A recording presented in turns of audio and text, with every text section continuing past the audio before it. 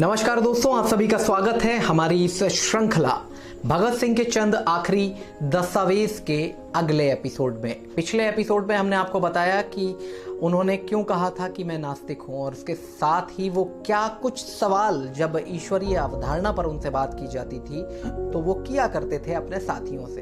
किस तरह से उन्होंने बताया कि अहंकार नहीं है, ये आत्मसम्मान की लड़ाई है। तमाम तरह के किस्सों पर हमने चर्चा की और बताया आपको कि क्या दृष्टांत उस पूरे चीज का था। अब इसके बाद हम आज बात करने वाले हैं इस एपिसोड में जो बम कांड हुआ था, और बम कांड के बाद सेशन कोर्ट और हाई कोर्ट में उनके क्या कुछ बयान रहे, क्या कुछ चीजें ऐसी थी जो आगे जाकर के एक क्रांति का माध्यम बनी। इसमें हम कुछ फैक्ट जो है, जो तथ्य हैं, उन तारीखों का भी जिक्र करेंगे।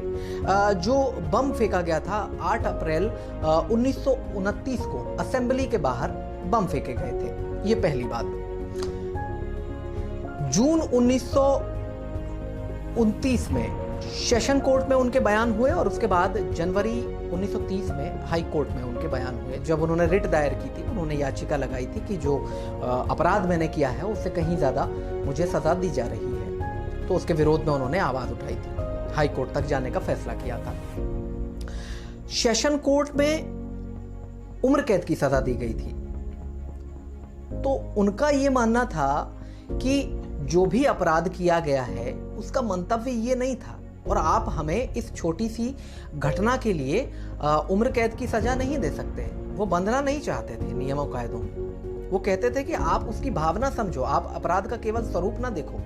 झूठी गवाहियों के आधार पे आप अपराध की दिशा तय नहीं कर सकते कि कितना बड़ा अपराध था। वो गवाहियां तो झूठी थी, आप साक्ष्यों के आधार पे बात करें, नुकसान कितना हुआ आप सोच सकते हैं। उनका कहना था कि व्यक्तिगत द्वेष किसी से नहीं था, या किसी का जान माल की जो हानि है वो करना कोई उद्देश्य नहीं था। हम जानते हैं बम कैसे बनाए जाते हैं। अगर हमें नुकसान करना होता तो इसके कई तरीके थे। बम दूसरे प्रकार से भी बनाया जा सकता था, जो बहुत ज्यादा वहां पर बुरी तरीके से फट सकता था, जान माल की बहुत ज्यादा हानि हो सकती थी वहां पर। हम चाहते तो असेंबली जो हॉल था उसके अंदर बम फेंक सकते थे, लेकिन हमने ऐसा नहीं किया। हमने बम को उस जगह पे फेंका जहां जान माल की हानि होने की कोई संभावना नहीं थी। ये चेतावनी थी, हम चेतावनी देना चाहते थे। सुना था सरकार बहरी हो गई है, सरकार की तक अपनी आवाज पहुंचाने के लिए हमने इन बमों का प्रयोग किया था। और जो बम फेंका गया था, आपको बता दें कि ट्रेड डिस्प्यूट बिल एक लाया गया था उस समय में, और उसको जो क्रांतिकारी वर्ग था और जो भगत सिंह जो थे वो एक अमानवीय कानून की तर्ज पे देखते थे। वो कहते थे कि ये एक अमानवीय कानून है, और हमारा ये काम, ये जो बयान के दौरान उन्होंने कहा, हमारा ये जो काम है वो मजदूरों की ओर से प्रतिरोध करने के लिए हमने किया है। तो आप इस पे ब्लेम नहीं कर सकते। आप उस चीज को देखो कि हमने नुकसान जानबूझकर नहीं किया। हम वहां से भाग सकते थे विस्फोट होने के बाद, लेकिन हम नहीं भागे। हम वहां पर उपस्थित रहे, हमने गिरफ्तारी दी। हम अपना अंजाम भी जानते थे कि अगर हम पकड़े गए तो क्या कुछ होगा, और हमारा उद्देश्य आपके द्वारा ही पूरा होगा। हम जानते हैं कि आप हमें कुचलने में कोई कसर नहीं छोड़ोगे, लेकिन हमारा इससे जनता तक जो मैसेज जाएगा वो ये जाएगा कि आप 2 लोगों को कुचल करके क्रांति की आग को नहीं दबा सकते। हमारा यही उद्देश्य है।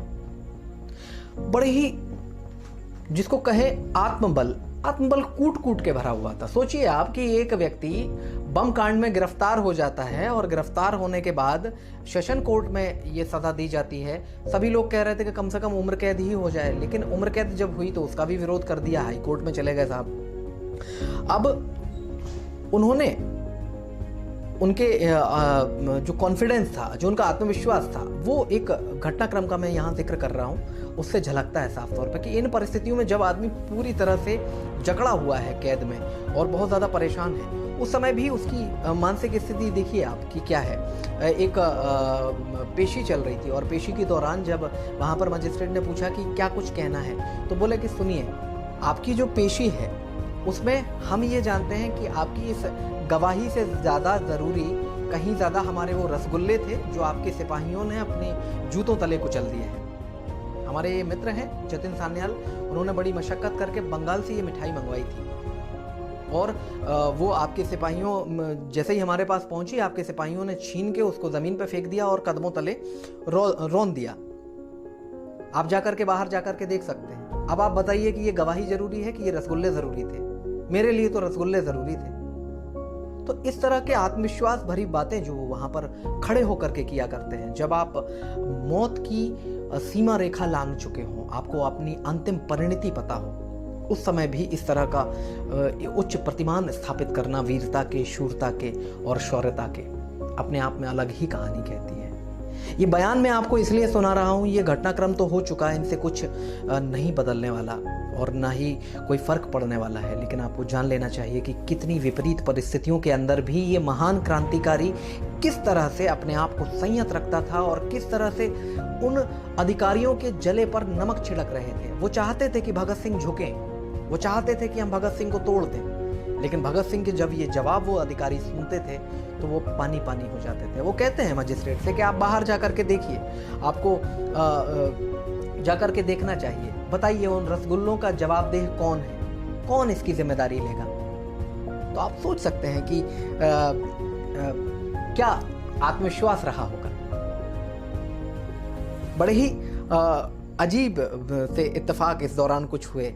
वो ये कहते थे कि किसी अपराध को आप उद्देश्य को नहीं समझेंगे और केवल कथन कारण के ऊपर और जो बनावटी पेश कर दिया गया है सब कुछ, उस पर अगर आप सजा देने लगेंगे तो ये कानून थोड़ी ना कहा जाएगा, ये न्याय थोड़ी ना मिल रहा है, ये तो आपने व्यवस्था बना दी, आपकी व्यवस्था ही में खोट है।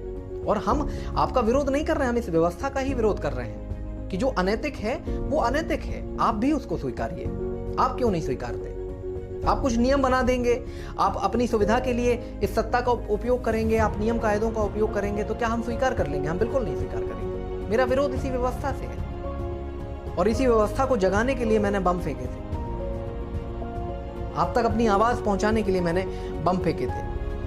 वो कहते थे कि सदियों पहले ईसा मसीह जैसे और अन्य कई महापुरुष हुए जिन्हें आपने सलीब पे चढ़ा दिया, सूली पर लटका दिया।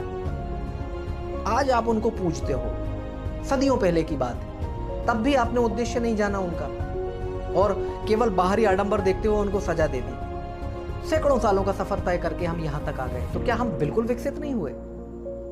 आज भी हम उसी पुराने ढर्रे पे चलेंगे, उसी पैटर्न पे हम चलेंगे। तो इसका मतलब तो ये है कि आप इन सैकड़ों सालों में कुछ भी नहीं सीखे, आप अनपढ़ ही रह गए, कोई व्यवस्था नहीं है। बड़े प्रश्न चिन्ह खड़े किया करते थे। ये दृष्टांत जो है वो हाई कोर्ट और सेशन कोर्ट में जो गवाही और जो पेशियां चल रही थी उसके दौरान के हैं। और इसके अलावा वो कहते थे कि पिस्तौल और बम से इंकलाब नहीं आएगा, इंकलाब की जो तलवार है वो विचारों की सान पर तेज होगी। और यही हमारा विचार है और हम अपने विचार को जीवंत रखने के लिए आज यहाँ गिरफ्तारी हमने दी है और इसको हम विचार को आगे तक ले जाना चाहते हैं। इसलिए हमारा ये पूरा पैटर्न है और इसी उद्देश्य के साथ हम आगे बढ़ रहे हैं और हम इसको ही प्रकट करना चाहते थे। बम फेंकने का उद्देश्य हमारा ये था। अब आप तय कीजिए कि आप उस पुरातन काल की संस्कृति और व्यवस्था से आगे बढ़ना चाहते हैं या उसी रटे रटाए ग्रंथों के ऊपर आप अपनी अवधारणाएं आज भी गढ़ेंगे, उसी सामाजिक रीति और नीति को आज आप अपने अमल में लाना चाहते हैं जो सदियों पहले की गई थी। बाद में हम उनको भगवान के रूप में पूजते हैं, लेकिन उद्देश्य तो आपने उनका भी नहीं समझा। कम से कम आज समझ लीजिए कि मेरा उद्देश्य क्या था और उस हिसाब से आप सजा दीजिए। खैर, जो परिणाम आए वो तो आप सभी के सामने है। तो ये कुछ बयान थे, कुछ घटनाक्रम था जिनका जिक्र हमने आपके सामने किया।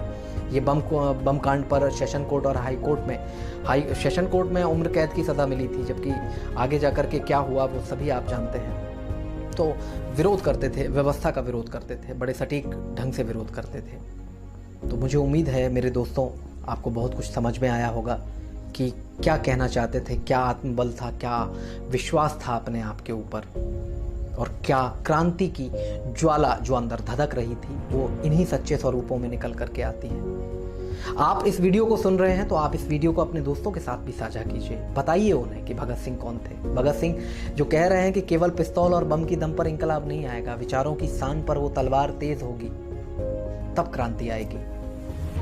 पढ़िए, अध्ययन करिए सीखिए, केवल पिस्तौल और बम से काम नहीं चलेगा। वीरता का मतलब ये नहीं है कि आप कुछ भी करेंगे। विद्रोह और क्रांति में वो फ़र्क बताते थे, वो मैं पहले आपको बता चुका हूँ। तो तय कीजिए कि आपको क्या कुछ करना है। फिलहाल अगर आपने हमारा चैनल सब्सक्राइब नहीं किया है तो हमारे YouTube channel second layer truth को सब्सक्राइब कीजिए, अपने मित्रों के साथ इस कहानी को साझा कीजिए, किस्सों को साझा कीजिए, ताकि उन तक सही बात पहुंच सके जो कि शहीद आज़म भगत सिंह ने उस दौर में कहने की कोशिश की थी युवा साथियों के लिए। आज भी उस चीज़ की उतनी ही महती आवश्यकता है। उम्मीद है आपको हमारी बात समझ में आई होगी। हमारे इस एपिसोड में फिलहाल इतना ही। अगले भाग के साथ बहुत जल्द मुलाकात होगी आप सभी के साथ। बहुत बहुत शुक्रिया, बहुत बहुत धन्यवाद।